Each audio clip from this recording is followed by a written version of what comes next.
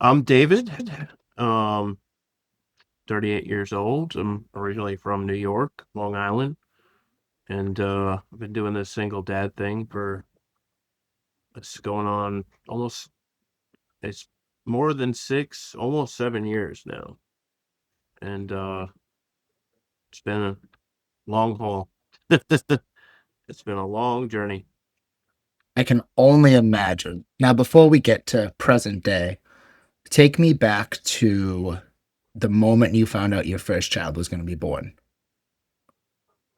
So I had met my ex-wife in um, a little town on Long Island, and we just uh, immediately jumped right into things. And she was pregnant within literally 3 months of me meeting her. And I just didn't want to be one of those deadbeat dads. So, you know, I mean, I did care about her, but at that point, I mean, I had no intention of being a dad with somebody that I just met 3 months ago. You know what I mean? Um, but it happened, and I was gonna be there, and I mean, she had red flags from the beginning, and it it is what it is. She got pregnant, and so that was it. I was gonna stick with it, and she actually got better once we found out she was pregnant because she has drug and alcohol issues, and the pregnancy pretty much after a few months she kind of stopped everything, and so I was definitely more I felt better and more comfortable, and but it did worry me because um it ended up being a high risk pregnancy just because of her how her lifestyle was. She's 7 years older than me, so she had just been through more than me, had more experience, and um, I wasn't scared. I was happy to be a dad. Um, so the pregnancy, after the first few months of me dealing with some BS related to her drug and alcohol stuff, it actually got really, really nice. And from, I would say, month three of the pregnancy on, I was like in I don't want to say I was in heaven, but like it was way better than I was expecting. And so when my first son was born, he just I mean, I had never experienced a feeling quite like becoming a dad. Like I always knew I'd have kids, but it really does change you. And I was a I was a bad kid, and I got in a lot of trouble when I was younger. So having my first son was like my stepping stone towards becoming a man, uh, stopping putting down childish things and just growing up and maturing. And I wasn't quite there yet when I had my first child. I did have some uh, bumps in the road, and I eventually ironed them out. But he was what put me on that path to becoming a man for sure. Once he was born, my next boy we got pregnant with within, I want to say, 4 months of having our first child. So we had them pretty much back to back. And so they're only about a year, a year apart. But that doesn't make sense, does it? So hold on. That would mean, yeah, they're about a year and 4 months apart. I'm sorry. You're We good. weren't ex- we weren't expecting to have another child that quick though. So for us, when you have a kid, a year and getting pregnant again feels like 4 months. I mean, it's time goes by so fast when you have your baby. Um, I've worked my whole life. I've always done general labor and construction. I actually grew up in a mechanic shop. My father was a master mechanic, but I switched over to doing construction when I was about 18, 19 years old. And I've been in the construction industry since then. Now I've run a business and manage jobs and projects and sell jobs. But back then I was doing the work. I was a hard laborer. And actually, when right for the 6 months prior to the my first child being born, I was actually driving a truck for a landscaping company, which was a lot of manual labor, but it wasn't like technically construction.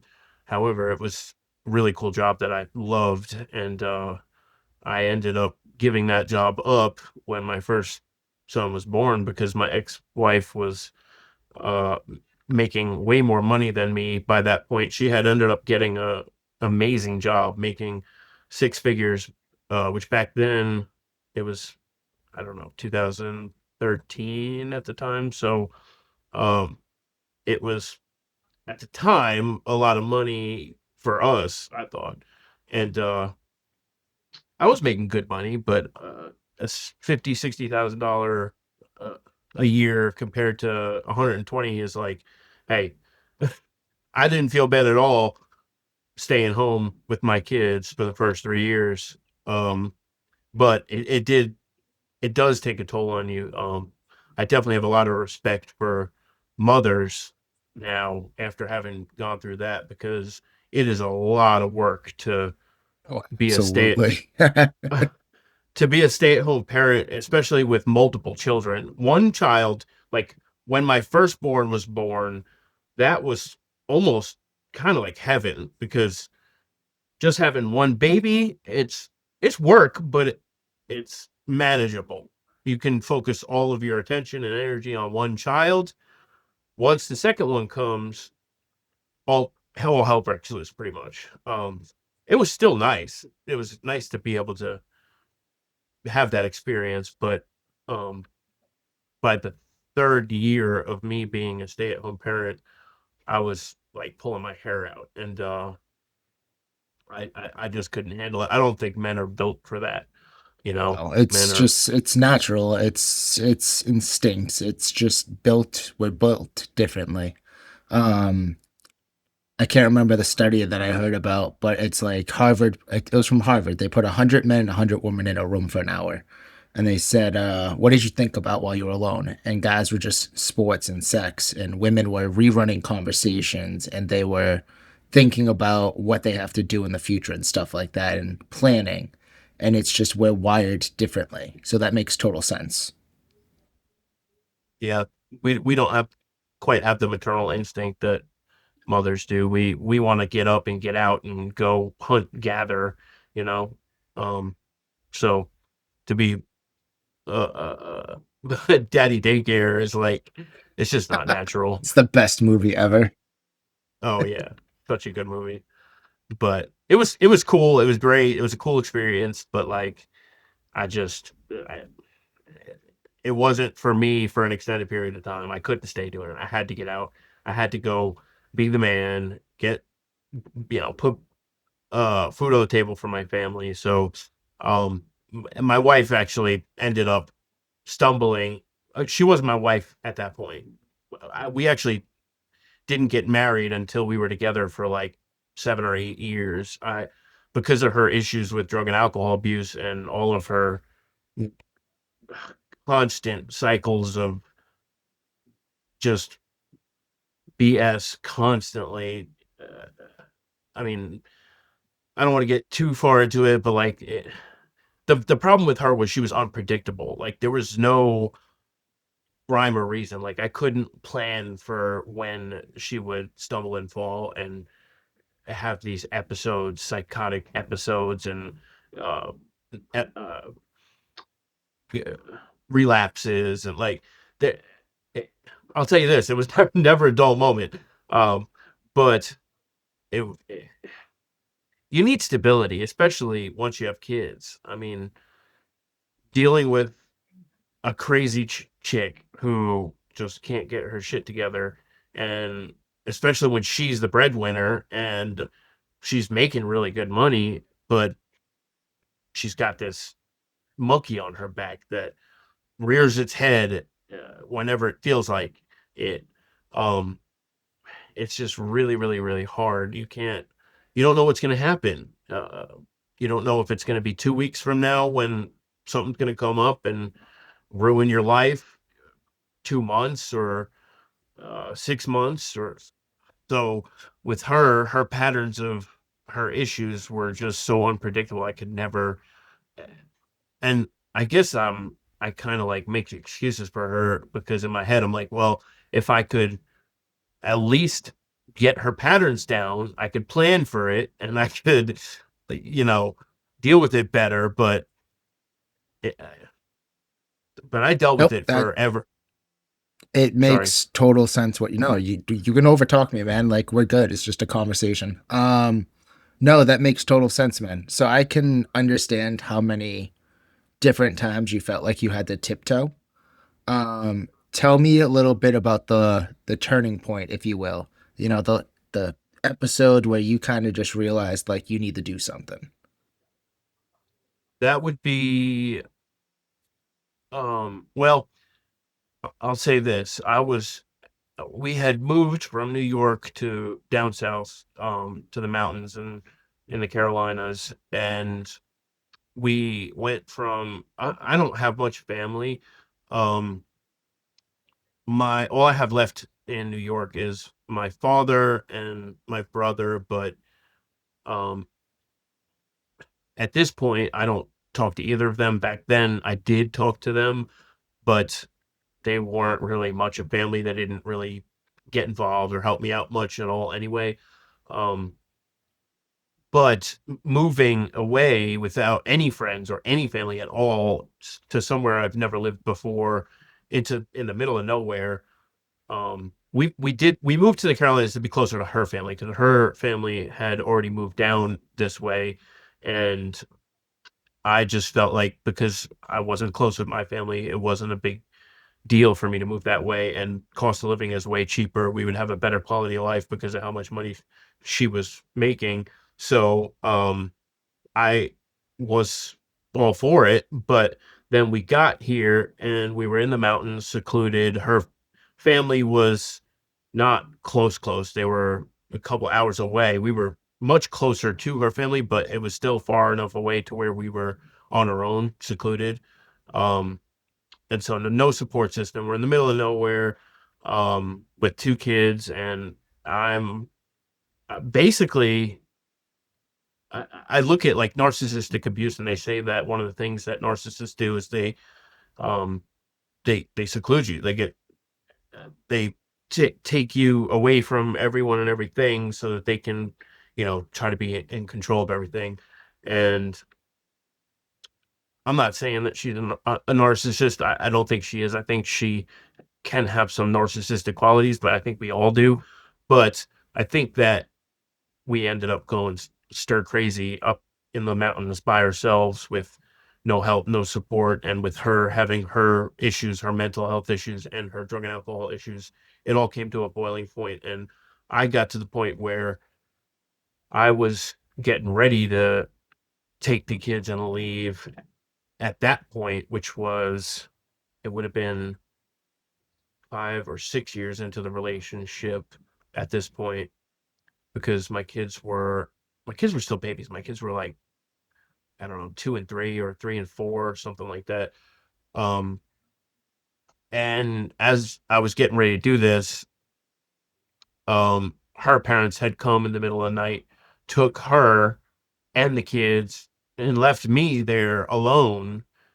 And I had to pack up the entire house, move everything all on my own, and follow them because, like I said, they were living a couple hours away. So I packed up the entire house, moved towards them, and went and got my family, because the whole reason I was even with her still was because of my kids. Like, uh, the whole time of my relationship, like, it wasn't a relationship of love for her and want to be with her. It was a relationship. I was trapped.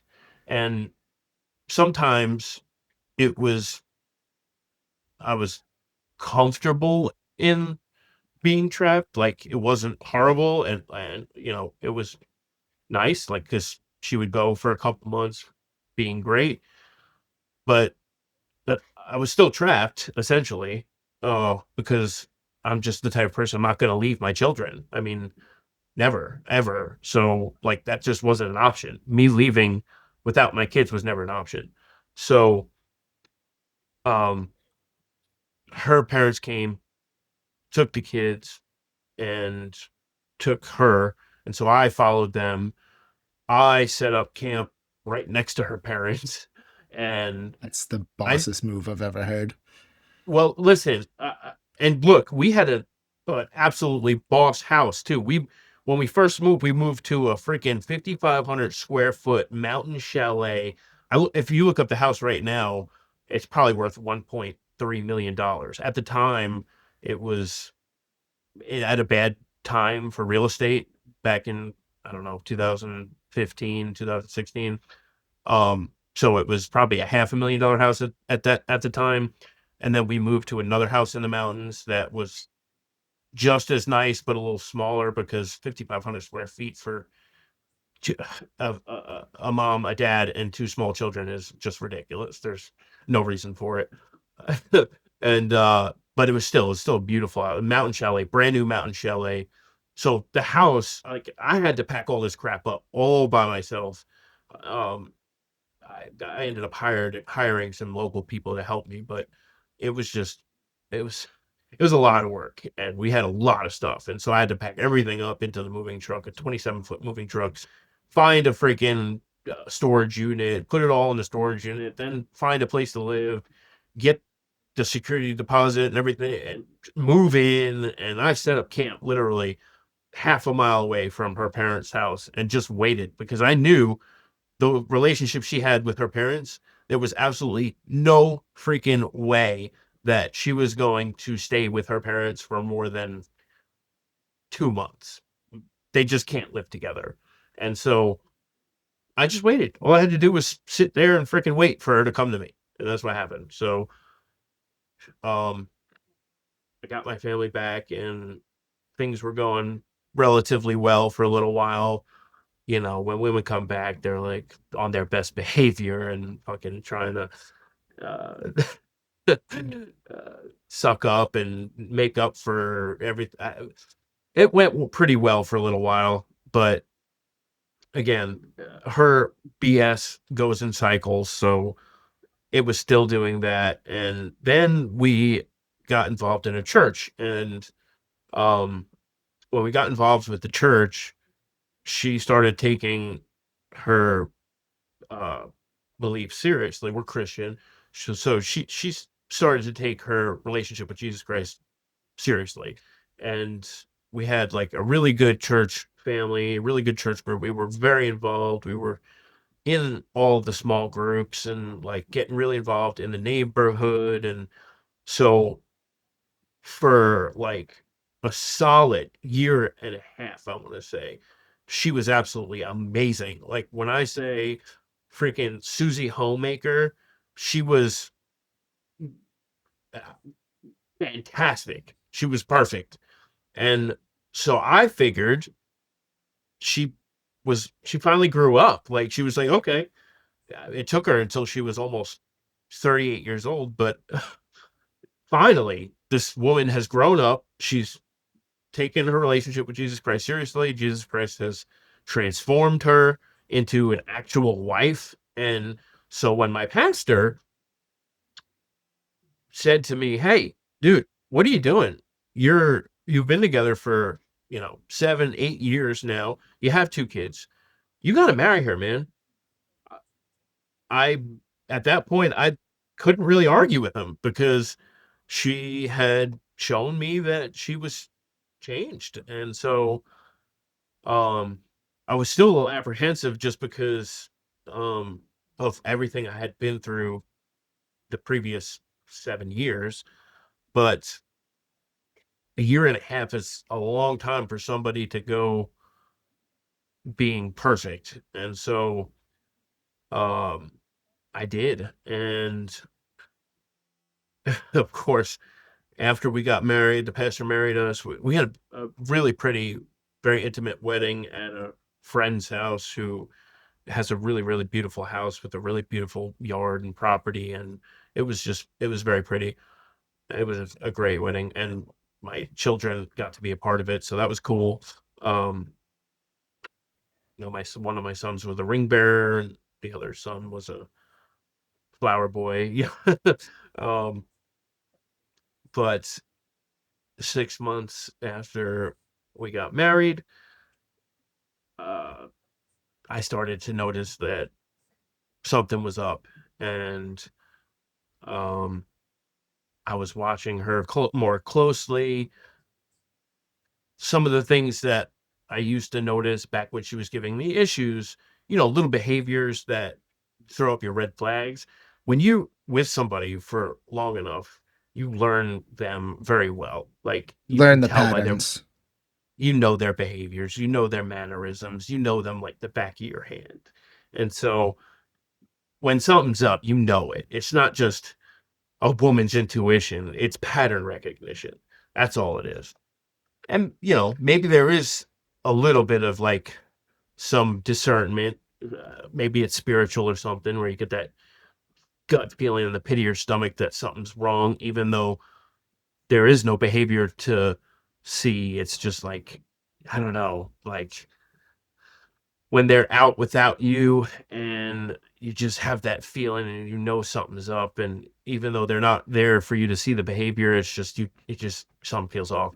But, I had come home from work one day and she, oh, that's what it was. I came home and she was in a rush to get out as I was coming in. And that for her was always a sign that something was up because she wanted to get out of my vicinity before I noticed something was off, if that makes sense. Like she was rushing to get away from me so that I wouldn't notice either she was under the influence or what. But so I was watching her location and she said that she was going to run to the pharmacy and get some medicine for one of our sons because his allergies were acting up or something. And half an hour passes by. I look at the location and I'm like, why is it taking a half hour? The CVS is freaking 3 minutes from our house. Um, and she's somewhere like in the middle of nowhere where there is no stores and she's not moving. And it's like, we don't know anybody over there. There's no houses. She's on a main road, just stopped. And I just get that feeling like this is not good. And so I left the kids with a neighbor to go see what was going on. And I went to her location. And as I turned a corner to where her dot was on the map, I saw blue and white flashing lights. And I thought she was dead because of all the stuff that I'd seen her do in the past and all the times she's gotten DWIs and crashed vehicles and barely escaped with her life. And um, she, I had a running joke that I would call her alter ego Courtney Love. Have you ever seen Courtney Love? I have not. No, you don't know who Courtney Love is? Oh, maybe this is before I your time. don't, but give me a second. I will look right now. How old are you? 31. You should probably know who Courtney Love is. Courtney Love, She's just, she's 61 just years old. she's a hot mess, just a complete hot mess. She looks it. She looks it. She's She get her always been lips a hot done? mess. I mean, I haven't looked or Oh my heard god, the from photo I'm her. looking at, she's got giant fish lips. All right, Yeah, we'll get that they all do offline. these days. But So her alter ego was Courtney Love with fish lips. yeah, I mean, back then she didn't have fish lips yet, but it was the behavior. It wasn't the how she, what she looks like. Courtney Love was beautiful. Don't get me wrong. When she was younger, but she was always a lush. She was all over everybody. She was a groupie. She was Kurt Cobain's love, I think. And but just complete psycho. Like she cannot have. Sh You know how there's some people that can have a few glasses of wine and leave it at that. She cannot have a sip of alcohol, or else it will turn into uh she'll turn into a damn Tasmanian devil, and that's it. Like a single beer turns into like A six pack. smoke, smoking crack out of the back of a freaking like I'm telling you, like yeah, this woman cannot have, she has an allergic reaction or something, I don't know, but she turns into a psychopath.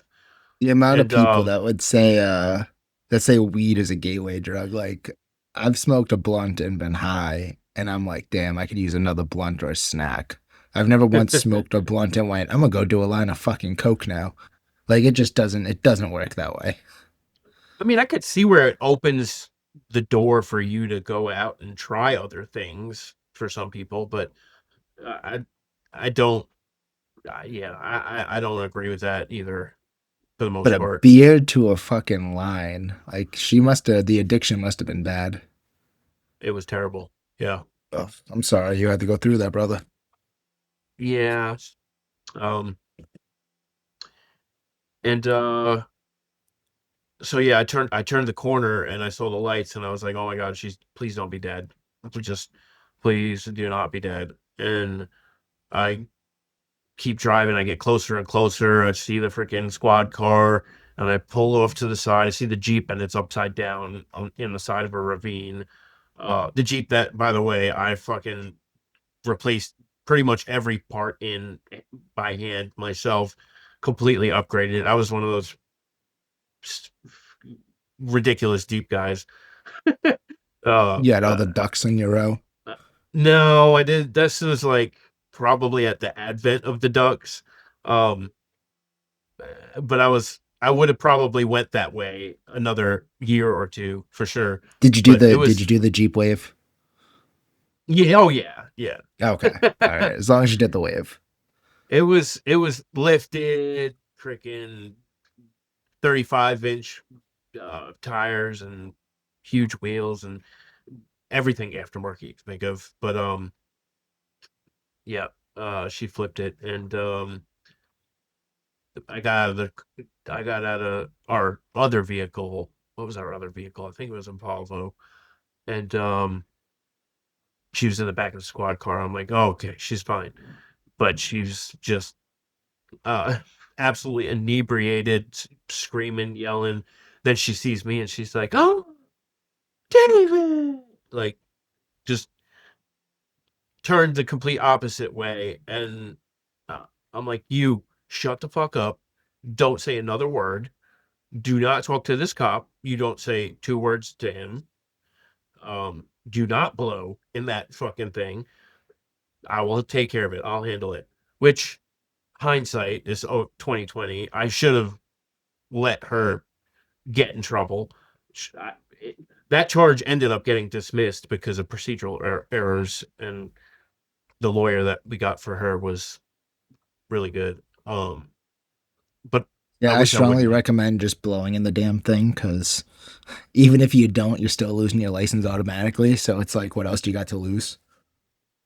I don't know. It worked in that situation. Um,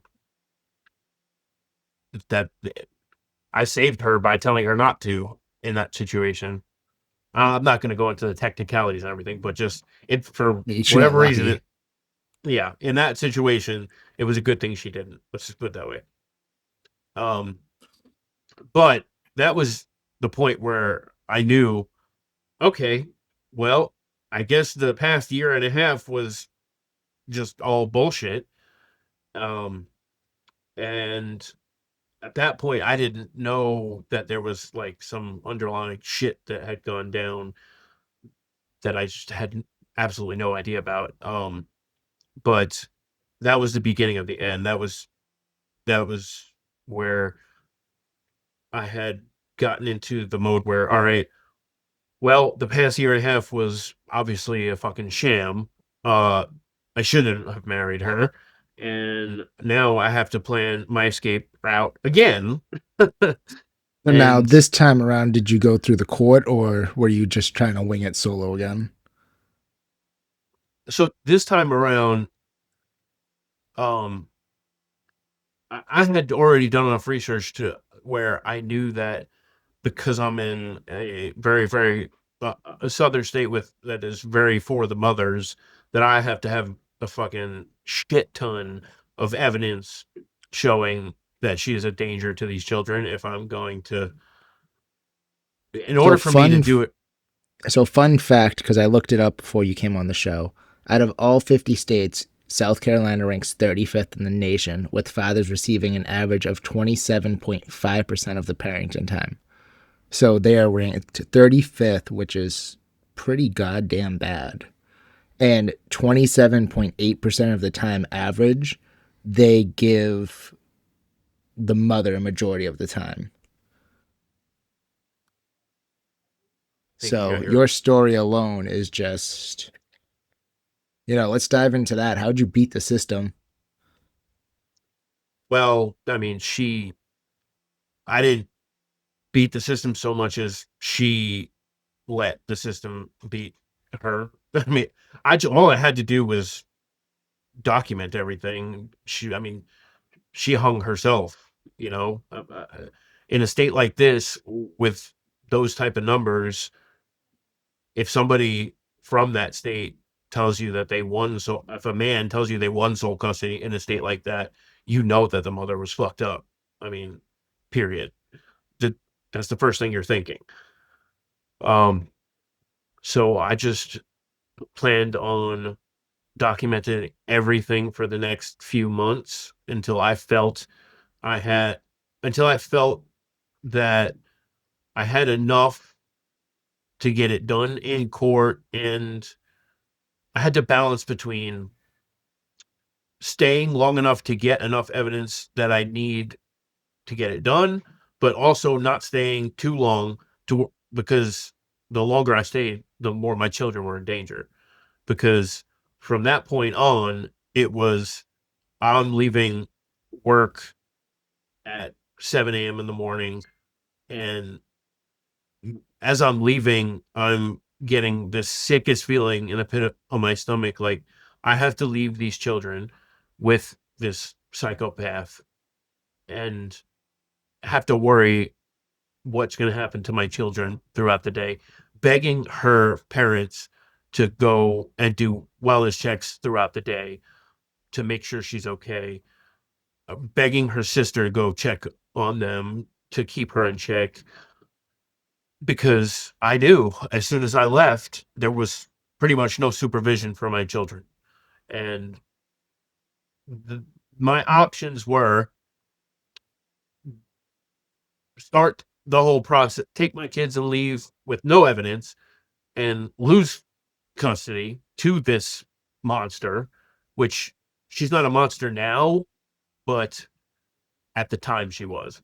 Um, or leave the children with this monster during the day, pray that I can stop at the house myself enough times and get the other family members in the area and friends to stop and check on them throughout the day for enough time to where I could gather enough evidence to get it done in court. I had to dance this fine line between, I mean, I almost had to be a bad father to get the evidence I needed. I, it sucks to say that, but like the choices sucked. They really did. I didn't want to have to leave my children with her, but I didn't really have a choice because if I didn't, without the evidence, my children were fucked and I was fucked. Does that make sense? Yeah. So now you had told me earlier on that you had been accused of domestic violence. Now, was this Yes. before or after the court? This was after I took the kids and left. I took the kids and left once I had enough evidence, which was, I want to say, 3 or 4 months after she flipped the Jeep, which was the point where I realized there was a problem again. So after I took the kids and left, I took the kids and left once I had compiled so much evidence that I felt like it would be a slam dunk. And at the time, by the way, I was consulting with a lawyer as well, I should say. So the lawyer told me, this is what we need. We need to prove in South Carolina, we need to prove that she is literally a danger to the children in order for you to get sole custody. And I was not going to settle for less than sole custody because all of her problems, she was literally a danger to these children. Let me give you an example. Um, One day I I had her location. I don't remember how I was tracking her location at the time, but I was doing it, and she, she had she had some she had a paramour. She was seeing like a bunch of different guys off of Tinder that she was having over the house with my children in the house while I was gone at work. And but then she had this one guy who now she's with him now currently still. But he's like, at the time he was like 20 years old. He had like just turned 20 and she's almost 40 at the time. And he's a meth head, lives in a trailer like 3/4 of a mile away from my apartment at the time. And she had taken my kids to his mother's trailer, left them in the car to go in the trailer, do whatever she had to do with him in the trailer while my kids, at the time, I think they were 4 and 5 years old, in the car by themselves in a trailer park and drunk, by the way, under the influence. So drove them there under the influence, left them in the car to do what she had to do in the trailer for, I don't know, 45 minutes, an hour, drove them back home drunk. I only found this out because the mother of this boy who owns the trailer messaged me to tell me about what was going on. Um, there were times I would come home and she would be passed out, inebriated, drunk in the bed. She had like bottles and cans on her from what she was drinking. There was ants crawling all over her from her spilling wine on herself in the bed. Meanwhile, my children could have been playing with fucking knives for all I know. And this is all the type of stuff that I was documenting, right? Because this is what I needed in order to get custody. Um, but I was not going to leave it up to chance with the courts. I was going to make sure I proved to the courts without a shadow of a doubt that this woman is completely unfit to be to have any type of custody of this children. The only way she should be seeing these children is with supervised visitation. So 3, 4 months of absolute hell, me having to go to work during the day, not knowing if my children were going to be okay or not. But yet, luckily, I had the type of job where I could stop home multiple times throughout the day. Um, so it sucked. It really sucked because it was terrifying for me. But once I had enough evidence to where I knew it was going to be a slam dunk, I had a lawyer already that I was just waiting to hire and take to divorce court. But I took the kids and I left first without filing anything in court. I went and got my own house and everything, and I took the kids and left. And so for the first couple months after I took them and left, I didn't file anything with the courts because I was trying to get her to get help. And I was begging her parents to get her to help me this entire time I was begging her parents to help me. The most that they would help me with is stopping by there throughout the day to check on her. I couldn't get them to help me force her to go into a program, to force her to get psychiatric evaluation, force her to. They just wouldn't help. They washed their hands of her pretty much. Um, I can't say that I blame them. I mean, they're sick of her shit too. Unfortunately, they only step in when something gigantic happens, like when she finally gets arrested again. That's when they step in and they say, and they bail her out, just so the cycle can fucking repeat again. It's insane.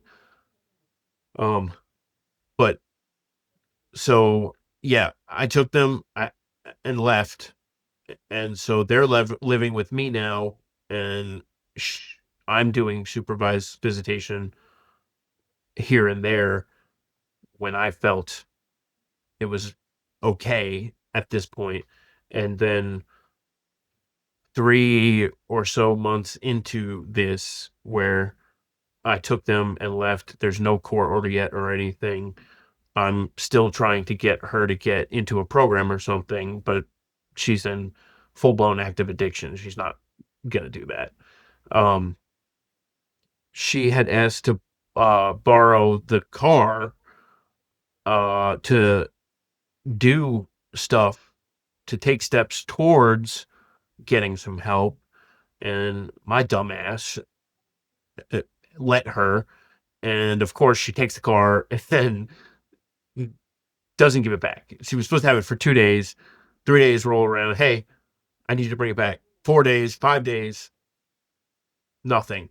And so I had to go try and get it back. And so I went back to the marital residence, and um, I still have full rights to the marital residence. I mean, we don't have a divorce. We don't. It's the marital residence. I mean, technically we're physically separated, but we don't have like a separation agreement. We don't have any type of agreement or anything. So technically, it's still my house.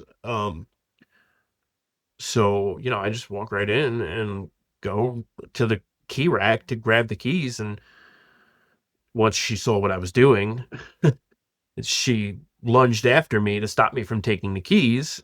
And um, I just kind of like shrugged her off of me and went directly out the door. It was nothing. It was like her swiping to grab the keys out of my hand, me not letting her grab the keys out of my hand, and leaving immediately. Um, so I didn't know, but as soon as I left, she had called the police and showed them like some paper cut on her finger and said that I brutally attacked her. I came back to the house, brutally attacked her, and um, left. And so the police had come to my house later that evening to ask me what had happened, and not thinking anything of it, I told them what happened. I'm like, listen, nothing really happened. I mean, yes, I went there. I got the keys to my vehicle so that I can come back later and get the vehicle. Um, and the next day, I went to go back and get the vehicle, and she had the warrant squad waiting for me. So as soon as she saw me show up, she called them, and they were there within 30 seconds. Um, and so they arrested me on the spot for domestic violence. And so now I'm getting arrested. She's, I don't have anybody here. So my children are currently in daycare because I have them set up for a whole new school district, the daycare, all in another town because I moved far away from her. Um, it's like I was like an hour away. And but I have to let her take the children from the daycare because I don't have anybody else to do it. So I'm in cuffs and I have to call the daycare and say, "Hey, I'm getting arrested." Meanwhile, the daycare knows what's up. They know everything. They know my whole story. I let them know. I had to let them know because in case she showed up there to the daycare, they needed to know not to let her take the kids. Um, So I only spent the night. I got I bailed All right, myself well out the that's good. next At least it was day. only a night. Yeah. It was nothing. The judge looked at it and like rolled her eyes. She's like, "Are you kidding me right now? You really arrested him for this?" It was nothing for me to get it dismissed, but nothing but $3,000 more on top of now, my emergency custody hearing and divorce lawyer. So the very next day, that's when I finally actually retained my lawyer. I had already had consultations with him. He was on the back burner. I was just waiting for to see what my ex-wife was going to do, whether she was going to go get help and, you know, or not. And clearly this was or not. Yeah, She, unfortunately, it just got to that point, and your hands were tied. You were just like, I gotta do what I gotta do. I mean, she used a false domestic violence to steal the kids back, essentially. And the very next day, I put everything in motion to. Um, my lawyer filed for the emergency custody hearing immediately. It was granted. So in South Carolina, when there's different levels of custody hearings. You have a there's three levels. Well, at the time there was three levels. I don't know how it is now, but there was like think of it as small, medium, large. Uh, uh, how dire is the situation? Is it Can we wait for this a little while? Yeah, probably. Is it kind of important? That would be your medium, and then large would be this is an emergency. We need to get them in court as soon as humanly possible. So that's the level we were at. So I had gotten the emergency custody hearing granted, and it was within 2 weeks. And this was during COVID, which was it was a blessing that I was able to get that because courts were so backed up that uh, my lawyer had said to me when we filed for it, he's like, "Man, uh, it's during COVID right now, so like during normal times we would be in court next week, but I can't promise you that. I don't know what's going to go on, but judge all of this evidence you have and you've shown me and we're going to submit. There should be no reason why they wouldn't give us an emergency custody hearing. This is clearly an emergency." Um, so they did, and I want to say she didn't show up for it. Actually, I think that's how I ended up winning, which I would have won anyway. But I think she didn't show up because she knew what was going to happen, and she would rather not embarrass herself in court. So, how did you feel after hearing that judge's decision? Like, it will be a day I know I never forget when I got the call from my lawyer. So, like, how did you feel when you finally, it was official, the paperwork signed, and this is how it is now? I was relieved, but also like confused. Like I was also a little bit scared because I knew at that point that it was official that that I'm now pretty much all on my own.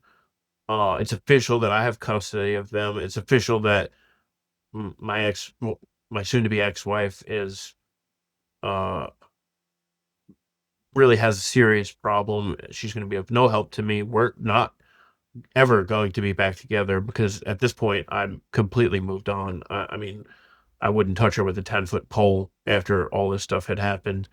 Um, so like, it's a combination of relieved, thank God, my kids are good now. I just got to go pick them up.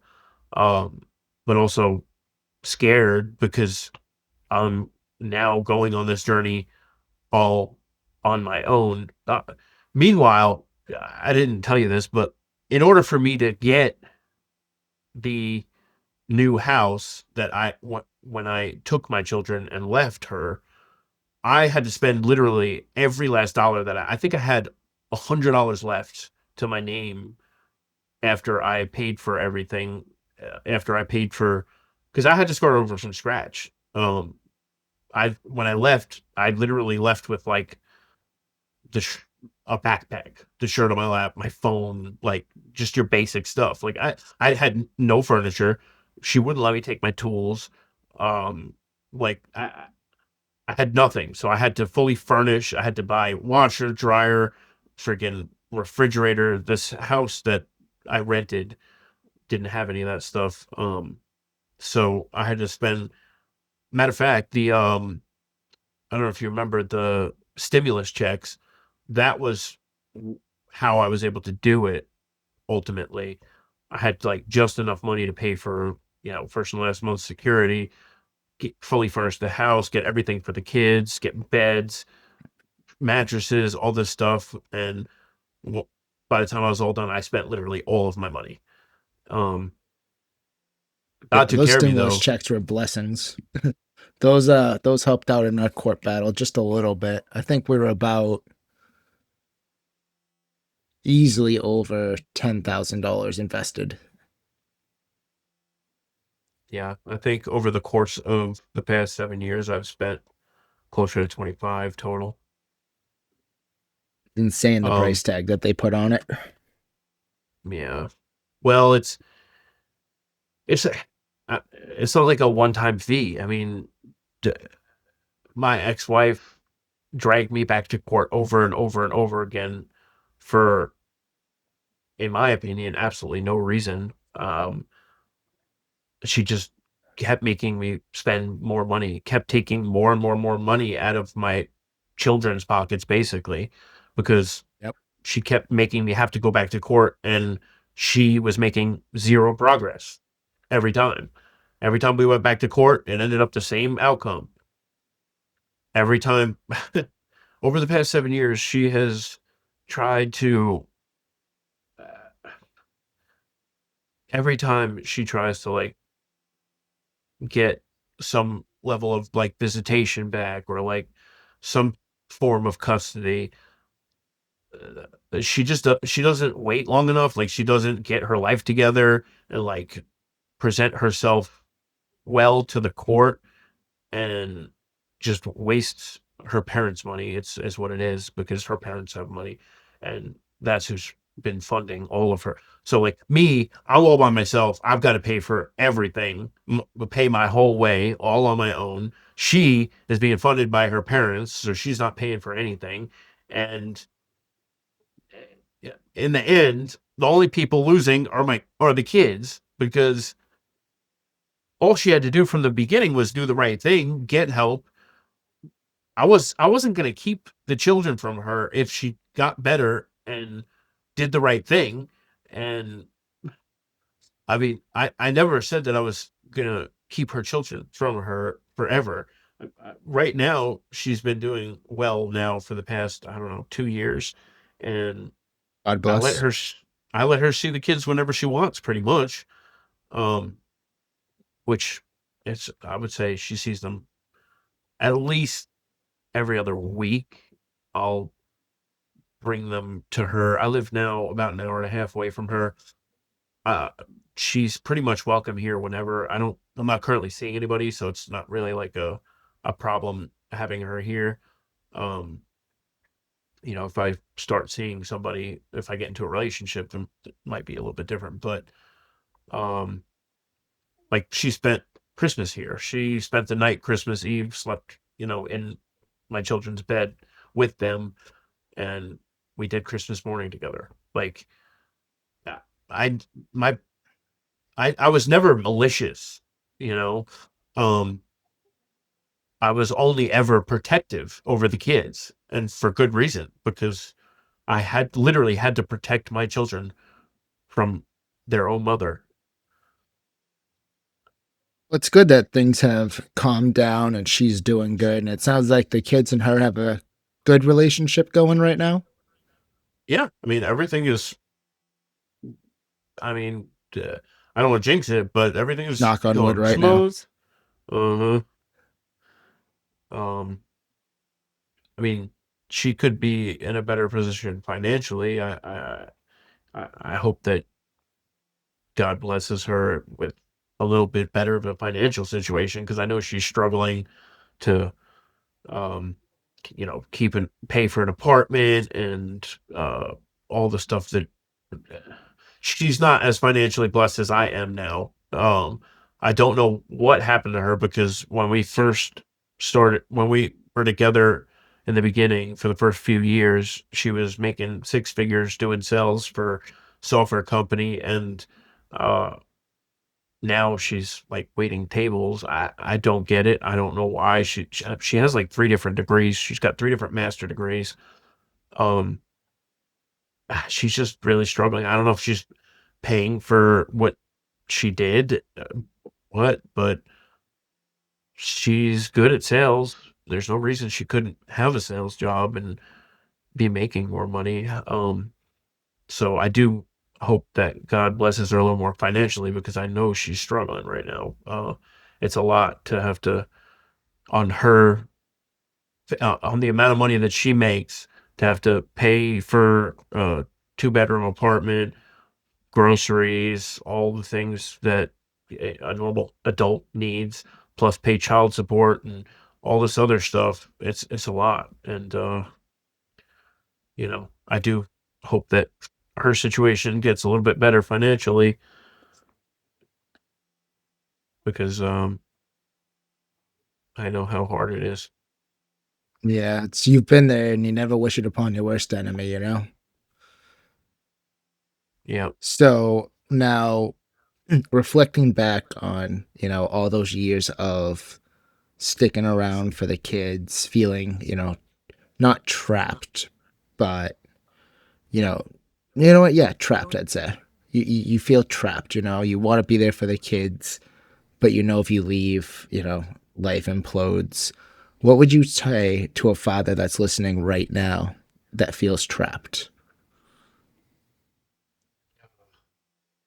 dude, I know it sucks. It's tough, but you got to do whatever you have to do for those children, and if that Um, means being trapped with somebody that you can't stand, somebody that you don't want to be around, somebody that is abusive to you, is hurting you, if you're the only thing that stands between uh, those children being on their own, dude, you gotta just stick in there. It will get better if you make it better. Like you just have to you you gotta have a lot of grit to do what I did because it is not easy. But you you have to put your children at the number one spot in order to do it. That's, I mean, there you can't teach that. Like either you love your children more than anything in this world and you would do anything for them or not. And if you do love them more than anything in the world, then you'll do it no matter how hard it is. You'll just do it. I mean, so uh I know it sucks, but just stick it out and do whatever you got to do. so now they want to follow in your footsteps and they want to go into court and try to prove what's going on. But say their case isn't cut and dry. What do you So recommend that they try to save the evidence wise, building evidence, building that, that file, that binder that you said you had? What would you recommend they keep an eye out for? Because I know personally, I'd look at a text message and be like, that's not worth it. Like it's just something stupid. My wife would be like, no, I'm telling you, print that out right now. And we would print it out. It would go in the binder. And then when we showed up to the lawyer's office and we had every single thing organized, because God bless her, she took care of all of the organization for it. My lawyer looked at it and went, holy crap.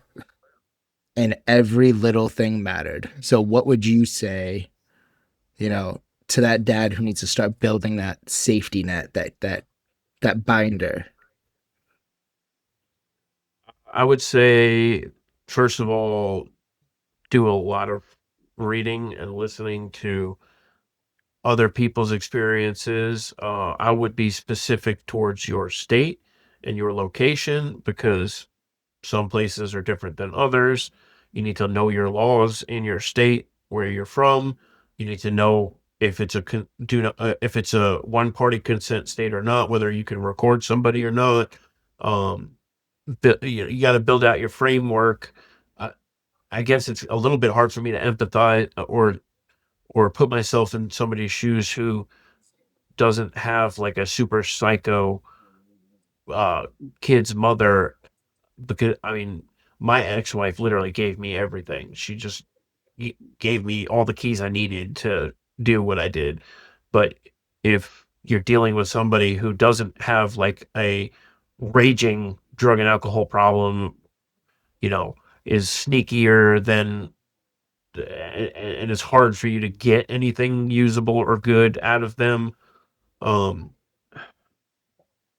I would definitely, if it's a one party state and you can and you're allowed to record with just your own consent, I would look at, they've got some really good like microphone equipment now. Um I do not do I will say this, re- video recording with your phone, making it obvious that you're recording interactions, is not going to be, it's not, A, it's not going to get you what you really need. B, you're only instigating situations, and you're actually probably going to look like a dickhead to anybody else on the outside who's going to be looking at the situation. Because just think about it, like it, when I see somebody pull out a camera and start recording, you just want to punch him in the fucking face. Like, stop fucking recording me, you know?